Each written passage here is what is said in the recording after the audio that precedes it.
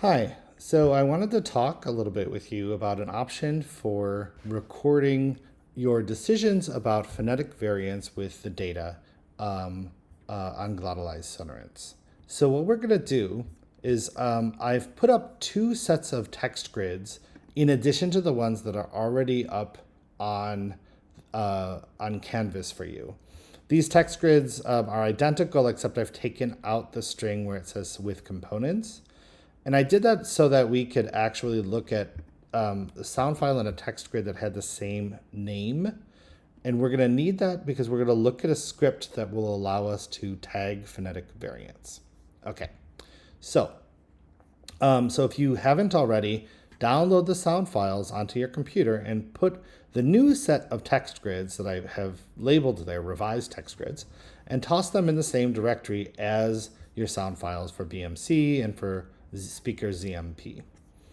And so what I want you to do then is to download the Praat script called Mark Sonorants. It's in the module for tagging glottalized sonorants that I posted yesterday. If you haven't run a Praat script before, the format of it is essentially what's happening is it's a set of commands that is getting information from the acoustic signal, or taking, in this particular case, taking your decision from the acoustic signal and recording what phonetic variant you hear.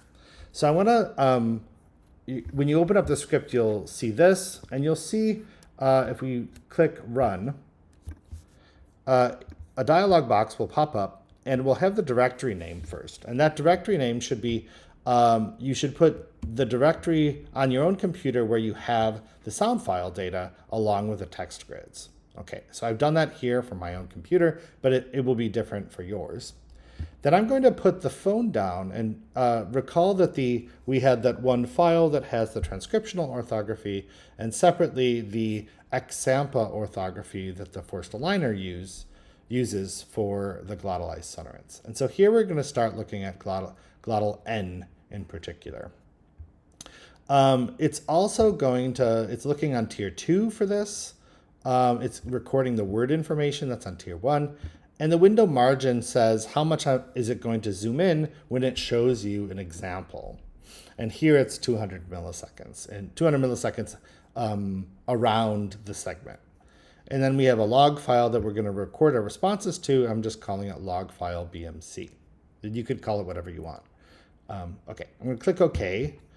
And so what it's doing, a bunch of things have happened. Okay, so one thing that's happened is that you'll notice the objects window is full of lots of things all of a sudden. You'll notice that a dialog box has popped up. And this dialog box contains two sets of information, one about the realization of the sound and another thing about the position of the sound.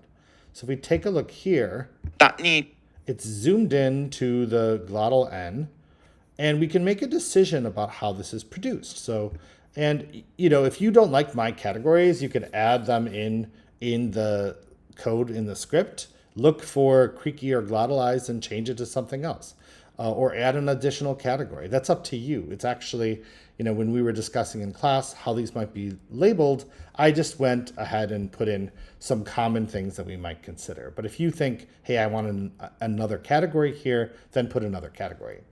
So we might say, hey, there's complete glottal closure here. So let's put that down as the realization. And then the position of this is perhaps a little unclear. It seems like there's creak here on the vowel for sure, and then there's something overlapping with the nasal.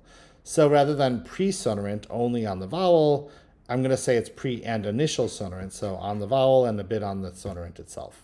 And I'm going to click next. And so then it's jumping to the next one. And here we notice that it looks like, hey, there's not complete glottal closure. There's creak right here, and then it looks like it's also a bit on the nasal. We don't get voicing starting until halfway through the nasal. So I would say rather than complete glottal closure, it's creak and glottalized. It's in the same position though, and click next. And so on and so forth. It's going to go through all the sound files in your directory that have glottal N. So here in this particular example, it's another complete glottal closure. And I don't know where it is. Let's see.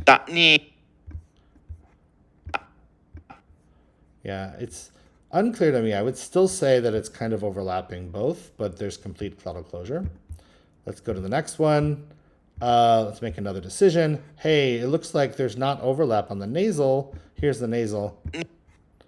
And maybe it sounds a little tense. It sounds a little tense to me, but most of the glottalization is here on the vowel. So it's creaky and it's pre-sonorant. It's a little bit of a different position. I'm going to go through this a little bit quickly. Let's go to the next one. It is complete glottal closure. There's silence here. Okay, and then we have, it's a little unclear to me. I'm going to say it's pre and initial sonorant, it looks like. Oops.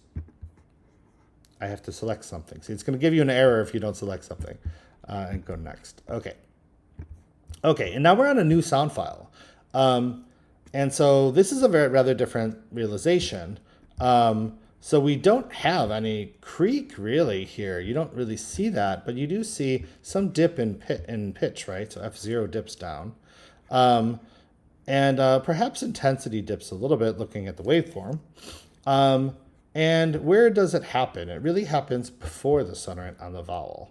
And then I'm going to go next and so on. Okay, and we'll just, hey, maybe it's kind of the same thing again. Okay. You'll notice that these files, file 30, is not one of those files with glottalized sonorants that I talked about in class. So we were looking at files 66 to 80. So what you'll want to do is actually take files 66 to 80 for the W, the words in isolation, and the ones that have an S on them, those are the same words in sentences, and put those in their own directory and maybe run the script on that directory just to look at the target tokens and not all these other words. These other words are not target words in the sentence, but they're part of the carrier sentence itself, or they're illustrating something else altogether. Or you could just decide, hey, I want to look at all the glottalized sonorants in the entire data set. That's up to you. Notice also, so I'm going to stop it right now. When we ran the script, we chose glottal N, but you could decide to choose glottal B instead and say, I want to actually now run this on all the glottal B cases and make decisions on those. And it's going to open up, here's file 66, one of the ones we're analyzing in class. There's complete glottal closure here. I would say it's overlapping. Maybe it's throughout because it's really unclear where the ba is here.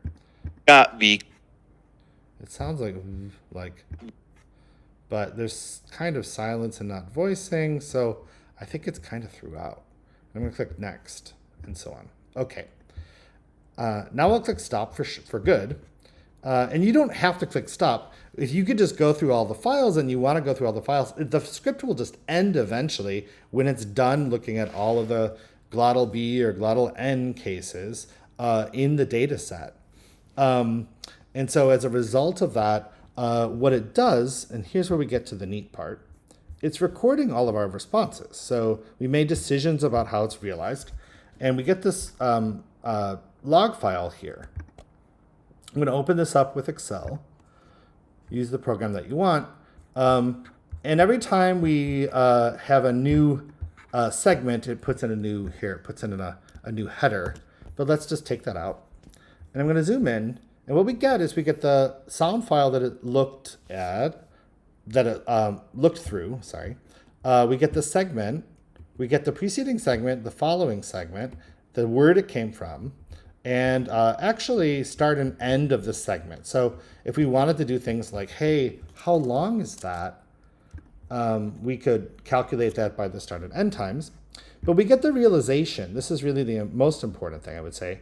So realization 4 corresponds to, within the script itself, if we close some windows here, if we go back to here, within the script itself where it says, realization 4 is the fourth option, complete glottal closure. So that's one of the observations we have. And we said position was 2, and that would be pre and initial sonorant. That's the second option here. So what we're doing is taking, Praat is not recording these words, but it's recording the option number. And so it's very simple to then just replace, all 2s with pre and initial sonorant, replace all 4s with complete glottal closure. And by doing it in this way, we're able to record all of the phonetic variants that we observe in an automated way. It's just going to zoom through all of your sound files. You make a decision, and then you click the next button. It's going to go to the next example in that sound file or in the next sound file. So I wanted to demonstrate this to you for the students who are taking the class for credit, or for not for credit, for a grade, I should say. If you want to go through all of the different segments that are glottalized, all the glottalized sonorants, and make this decision, you'll have a bunch of data in the end. You'll have all your decisions for the glottal N, the glottal M, the glottal B, and so on. And you could even decide, hey, does it, here's another way to kind of make this more interesting. Maybe I want a column called duration, and duration is this minus this. Here's the duration. I'm just pasting the function of all of those segments, right? So maybe, hey, is there a relationship between the duration of the segment and its realization, how glottalized it is, or the position, and so on. So we're getting phonetic data out of our decision, and just kind of making an eyeball decision like we saw in the Bird et al. Article, as well as in the Madison et al. Article. So if you want to go ahead and do that over the weekend, take a look at the script, see how it works for you, and make some decisions. You'll have some data then that you're pulling out from all of the sound files in class. And so please let me know if you have any questions with this and if it works for you.